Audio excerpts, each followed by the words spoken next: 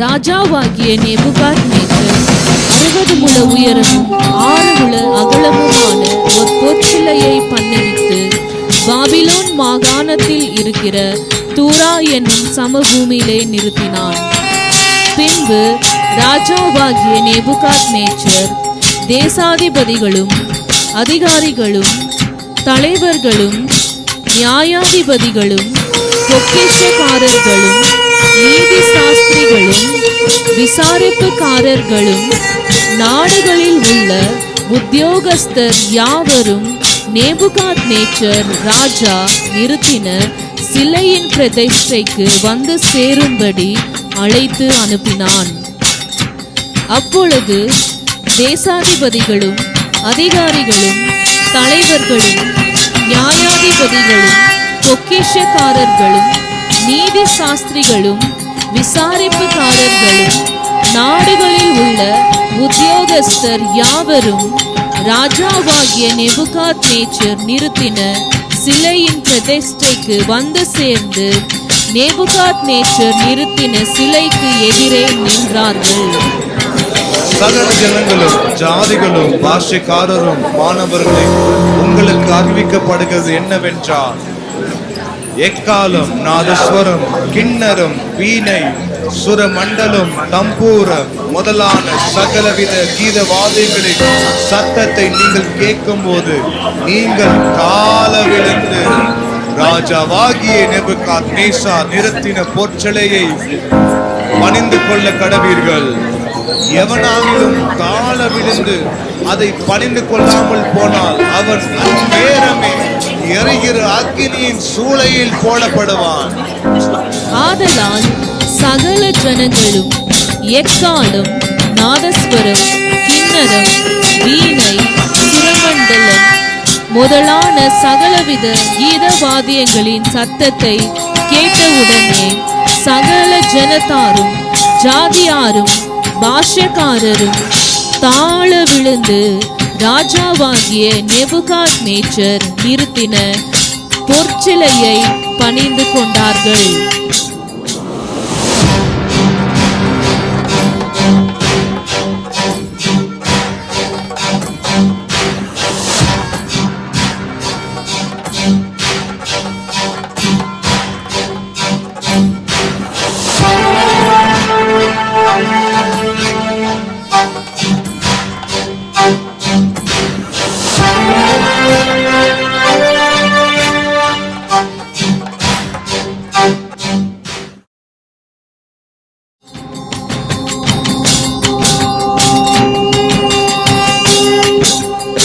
அச்சமயத்தில் கல்தேயரில் சிலர் ராஜா சமூகத்தில் வந்து யூதர் பேரில் குற்றம் சாட்டினார்கள். ராஜாவே, நீர் என்றும் வாழ்க. எக்காலம் நாதஸ்வரம் கிண்ணரம் வீணை சுரமண்டலம் தம்பூர முதலான சகலவித கீதவாதியங்களின் சத்தத்தை கேட்கிற எந்த மனுஷனும் தாழ விழுந்து பொற்சிலையை பணிந்து கொள்ளட்டும் என்று. எவனாகிலும் தாழ விழுந்து பணிந்து கொள்ளாமல் போனால் அவன் எரிகிற அக்கினியில் நடுவில் போடப்பட வேண்டும் என்று ராஜாவாகிய நீர் கட்டளையிட்டீரே. பாபிலோன் மாகாணத்தின் காரியங்களை விசாரிக்கும்படி நீர் ஏற்படுத்திய சாத்ராக் மேஷாக் ஆபேத்நேகோ என்னும் யூதரான மனுஷர் இருக்கிறார்களே, அவர்கள் ராஜாவாகிய உம்மை மதிக்கவில்லையே. அவர்கள் உம்முடைய தேவனுக்கு ஆராதனை செய்யாமலும் நீர் நிறுத்தின பொற்சிலையை பணிந்து கொள்ளாமலும் இருக்கிறார்களே. என்ன, என்னுடைய ராஜ்யத்தில் இருக்கும் ஜனங்கள் என்னை மதிக்கவில்லையா? என்னுடைய தெய்வர்களை ஆராதனை செய்யவில்லையா? நான் நிறுத்தின பொற்சிலையை பணிந்து கொள்ளவில்லையா? அவர்களை இப்பொழுதே அழைத்துக் கொண்டு வாருங்கள்.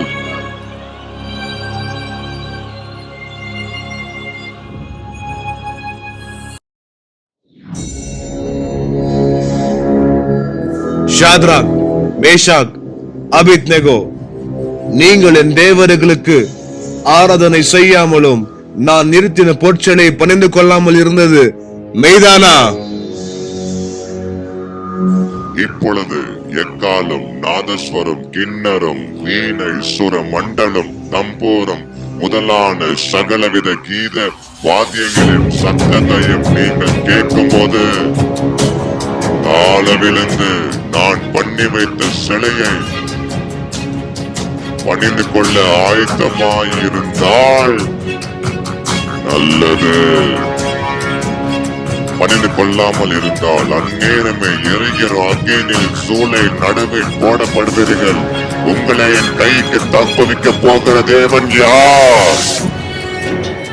நேபுகாத்நேசர், இந்த காரியத்தை குறித்து உமக்கு உத்தரவு சொல்ல எங்களுக்கு அவசியமில்லை.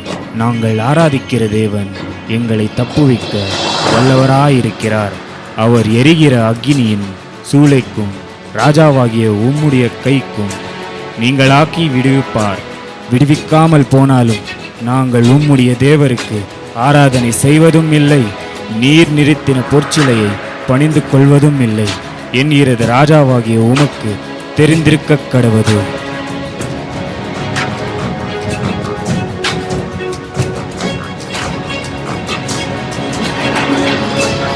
சூளை சாதாரணமாய் சூடாக்கப்படுவதை பார்க்கிலும் 7 மடங்கு அதிகமாய் சூடாக்கப்படட்டும். இவர்களை இழுத்து கொண்டு போங்கள்.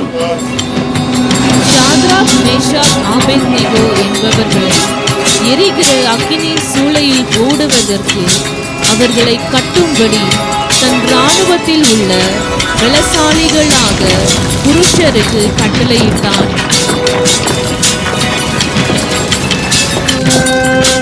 ஷாத்ராக், மேஷாக், ஆபேத்நேகோ என்னும் அந்த 3 புருஷரும் எரிகிற அக்கினி சூளையில் நடுவிலே விழுந்தார்கள்.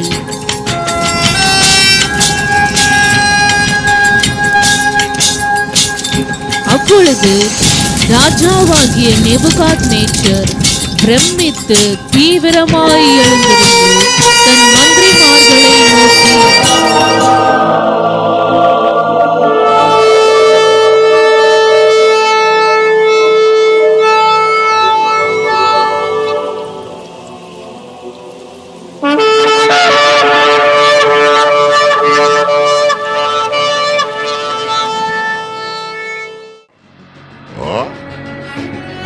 புருஷனை அல்லவோ கட்டுண்டவர்களாய் அக்னியில் போட வைத்தோம். ஆம் ராஜாவே. இதோ 4 பேரின் விடுதலை அக்னியில் நடுவில் உலாவுகிறதை காண்கிறேன். அவர்களுக்கு ஒரு சேதமும் இல்லை. 4ஆம் ஆளின் சாயல் தேவ புத்திரனுக்கு ஒப்பாயிருக்கிறது. உன்னதமான தேவனுடைய தாசர்களே, ஷாத்ராக், மேஷாக், ஆபேத்நேகோ என்பவர்களே, நீங்கள் வெளியே வாருங்கள். அப்பொழுது ஷாத்ராக், மேஷாக், ஆபேத்நேகோ என்பவர்கள் அக்கினியின் நடுவில் இருந்து வெளியே வந்தார்கள். தேசாதிபதிகளும் அதிகாரிகளும் தலைவர்களும் ராஜாவின் மந்திரிகளும் கூடி வந்து அந்த புருஷருடைய சரீரங்களின் மேல் அக்கினி பலம் செய்யாமலும் அவருடைய தலைமயிர் கருகாமலும் அவருடைய சால்வைகள் சேதமாகாமலும் அக்கினியின் மனம் அவரிடத்தில் மேல் வீசாமலும் இருந்ததை கண்டார்கள். அப்பொழுது நேபுகாத்நேச்சர் வசனித்து, ஷாத்ராக், மேஷாக், ஆபேத்நேகோ என்பவர்களுடைய தேவனுக்கு ஸ்தோத்திரம். அவர்கள் தங்களுடைய தேவனை தவிர வேறொரு தேவனை சேவித்து பணியாமல் அவரையே நம்பி ராஜாவின் கட்டளையை தள்ளி தங்கள் சரீரங்களை ஒப்பு கொடுத்ததினால் அவர் தம்முடைய தூதனை அனுப்பி தம்முடைய தாசரை விடுவித்தார். ஆதலால் ஷாத்ராக், மேஷாக், ஆபேத்நேகோ என்பவர்களுடைய தேவனுக்கு விரோதமாய் தூஷண வார்த்தையை சொல்லுகிற எந்த ஜனத்தானும் எந்த ஜாதியானும் எந்த பாஷைக்காரனும் துண்டித்து போடப்படுவார். அவன் வீடு எரிகலமாக்கப்படும் என்று என்னாலே தீர்மானிக்கப்படுகிறது. இவ்விதமாய் ரட்சிக்கப்படுகிற தேவன் வேறொருவரும் இல்லை.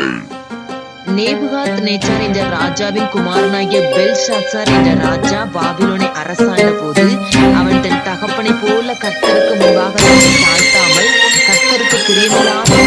அப்படி செய்ததினால் அங்கே தேவனால் உண்டான கையுறுப்பு ஒன்று தோன்றிய நிமித்தம் அவன் தேவனால் எச்சரிக்கப்பட்டு அன்று ராத்திரியிலே அவன் கொலை செய்யப்பட்டான். அவனுக்கு பிறகு மேதியனாகிய தரியு என்னும் ராஜா தன் 62வது வயதில் ராஜ்யத்தை கற்றுக்கொண்டான். கர்த்தர் தரியு ராஜாவின் இருதயத்தை மாற்றினதையும் தேவன் அங்கு செய்த அற்புத கிரியைகளையும் இந்த காட்சியில் காண்போம்.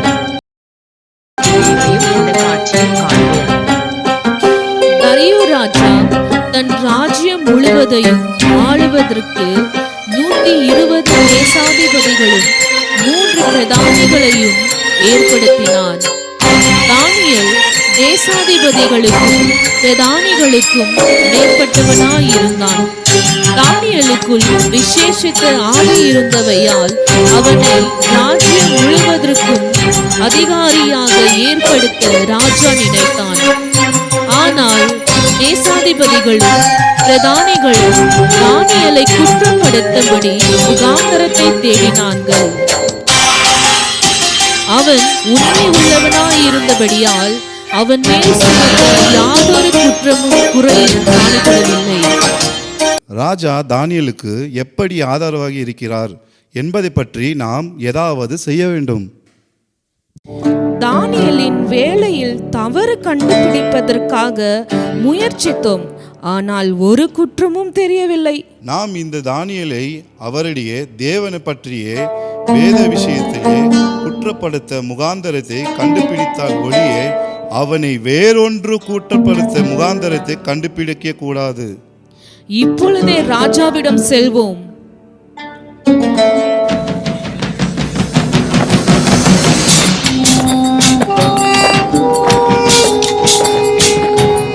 தரியு ராஜாவே, நீர் என்றும் வாழ்க. எவனாகிலும் 30 நாள் வரையில் ராஜாவாகிய உம்மை தவிர எந்த தேவனையானாலும் மனுஷனையானாலும் நோக்கி யாதொரு காரியத்தை குறித்து விண்ணப்பம் பண்ணினால் அவன் சிங்கங்களின் கெபிலே போடப்பட ராஜா கட்டளை பிறப்பித்து உறுதியான தாக்கீதை செய்ய வேண்டும் என்று ராஜ சமூகத்தில் உடைய எல்லா பிரதானிகளும் தேசாதிபதிகளும் பிரபுக்களும் மந்திரிமார்களும் தலைவர்களும் ஆலோசனை பண்ணி கொண்டிருக்கிறார்கள். ஆதலால் இப்பொழுது ராஜாவே, மேதியாருக்கும் பெரிசியாருக்கும் இருக்கிற மாறாத பிரமாணத்தின்படியே அந்த தாக்கியதை மாற்றப்படாதபடி நீர் அதை கட்டளையிட்டு அதற்கு கையெழுத்து வைக்க வேண்டும்.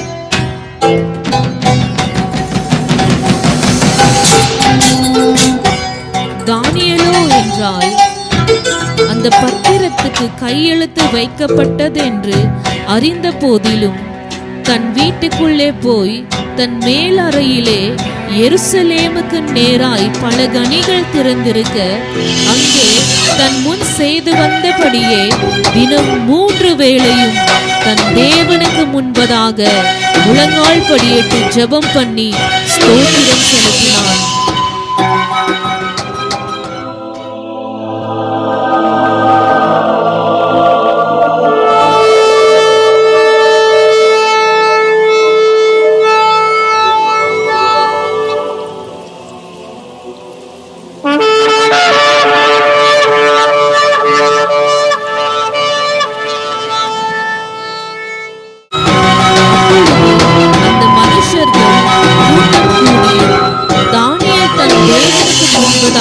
ஜெபம் பண்ணி விண்ணப்பம் செய்கிறதை கண்டார்கள். பின்பு அவர்கள் ராஜாவுக்கு முன்பதாக வந்து ராஜாவின் தாக்கீதை குறித்து அவரிடம் சொன்னார்கள்.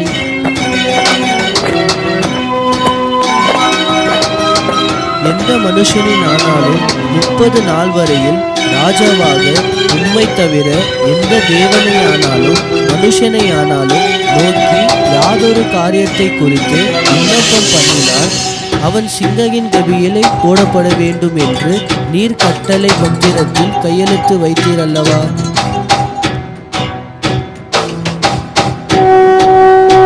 அந்த காரியம் மேதியாருக்கும் பெர்சியாருக்கும் இருக்கிற மாறாத பிரமாணத்தின்படி உறுதியாக்கப்பட்டது. சிறைப்பிடிக்கப்பட்ட யூதயா தேசத்தின் புத்திரரில் தானியேலோ என்பவன் உம்மையும் நீர் கையெழுத்து வைத்துக் கொண்ட கட்டளையும் மதியாமல் தினம் 3 வேளையும் தன் முன் செய்து வந்தபடியே விண்ணப்பத்தை பண்ணுகிறான். ராஜா இந்த வார்த்தைகளை கேட்டபோது தன்னில் மிகவும் சஞ்சலப்பட்டு தானியேலை காப்பாற்றும்படிக்கு அவன் பேரில் தன் மனதை வைத்து அவனை தப்புவிப்பதற்காக சூரியன் அஸ்தமிக்கும் மட்டும் பிரயாசப்பட்டு கொண்டிருந்தான். ராஜா கட்டளையிட்ட எந்த காக்கிலும் கட்டளையும் மாற்றப்படக்கூடாது என்பது மேதியாருக்கும் பெருசியாருக்கும் பிரமாணமாய் இருக்கிறது என்று அறிவீர்களே. ஆகட்டும், கட்டளைகளின்படியே தானியேலை சிறைபிடித்து வந்து சிங்கங்களின் கெபியிலே போடுங்கள்.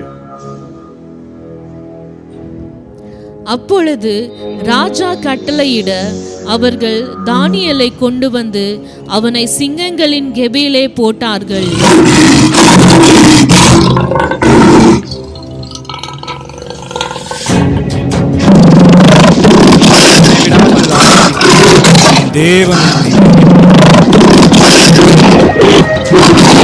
ராஜா தன் அரசமனைக்குள் போய் இரவு முழுவதும் போஜனம் பண்ணாமலும் கீதவாதியம் முதலானவைகள் தனக்கு முன்பதாக வரவட்டாமலும் இருந்தான். அவனுக்கு நித்திரையும் வராமல் போயிற்று. காலமே கிழக்கு விளக்கும் போது ராஜா எழுந்திருந்து சிங்கங்களின் கெபிக்கு தீவிரமாய் போனான்.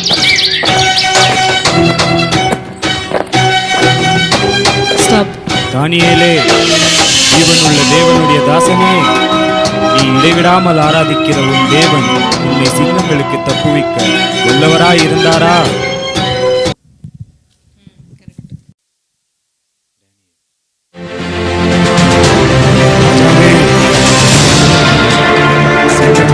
சேதப்படுத்தாதபடி தேவன் தன்னுடைய தூதனை அவைகளின் வாயை கட்டித்தார். அதேனென்றால் அவருக்கு முன்பாக நான் குற்றமற்றவனாய் காணப்பட்டேன்.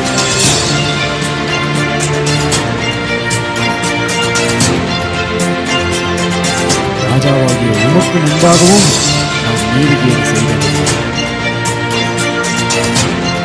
அப்பொழுது ராஜா தன்னில் மிகவும் சந்தோஷப்பட்டு தானியேலை கெபியிலிருந்து தூக்கிவிட சொன்னான். அப்படியே தானியேல் கெபியிலிருந்து தூக்கிவிடப்பட்டான்.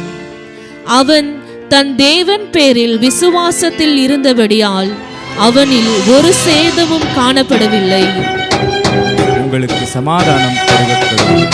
என் ராஜ்யத்தின் ஆளுகைக்குள் எங்கும் உள்ளவர்கள் யாவரும் தானியேலின் தேவனுக்கு முன்பாக நடுங்கி பயப்பட வேண்டும் என்று என்னாலே தீர்மானம் பண்ணப்படுகிறது. அவர் ஜீவனுள்ள தேவன், அவர் என்றென்றைக்கும் நிலைத்திருக்கிறவர். அவருடைய ராஜ்யம் அழியாது, அவருடைய கர்த்தத்துவம் முடிவு பரியந்தும் நிற்கும். தானியேலை சிங்கங்களின் கைக்கு தப்புவிக்க அவரே தப்புவிக்க உதவி செய்பவரும் இரட்சிப்பவரும் வானத்திலும் பூமியிலும் அடையாளங்களையும் அற்புதங்களையும் செய்கிறவருமாயிருக்கிறார். இந்த காட்சியின் மூலம் ஆண்டவர் தம்முடைய பிள்ளைகளை பாபிலோனிலும் வல்லமையாய் பயன்படுத்தி சாட்சியாய் எழுப்பி ராஜாக்களின் இருதயங்களை திறந்து தானியேலின் தேவனுக்கு முன்பாக எல்லாரும் நடுங்கி பயப்பட வேண்டும் என்று தீர்மானம் பிறப்பிக்கப்பட்டது. நாமும் தானியேலை போல 3 வேளை ஜெபிக்கவும் சாத்ராக் மேஷாக் ஆபேத்நேகோவை போல எல்லா சூழ்நிலையிலும் கர்த்தரையே சார்ந்து அவரையே நம்பி வைராக்கியமான வாழ்க்கை வாழ ஒப்புக் கொடுக்கும் பொழுது கர்த்தர் நம் தேசத்திலும் பெரிய காரியங்களை செய்து நம் தேசத்தின் தலைவர்களின் இருதயங்களையும் திறந்து அவர்களை கொண்டும் கர்த்தர் மேன்மையான பெரிய காரியங்களை செய்ய வல்லவராயிருக்கிறார். எனவே இன்றைக்கு நாம் ஒப்புக் கொடுப்போம். தேசத்திற்காக, தலைவர்களுக்காக கருத்தாய் ஜெபிக்க அர்ப்பணிப்போம். மாபெரும் எழுப்புதலை சீக்கிரமாய் காண்போம்.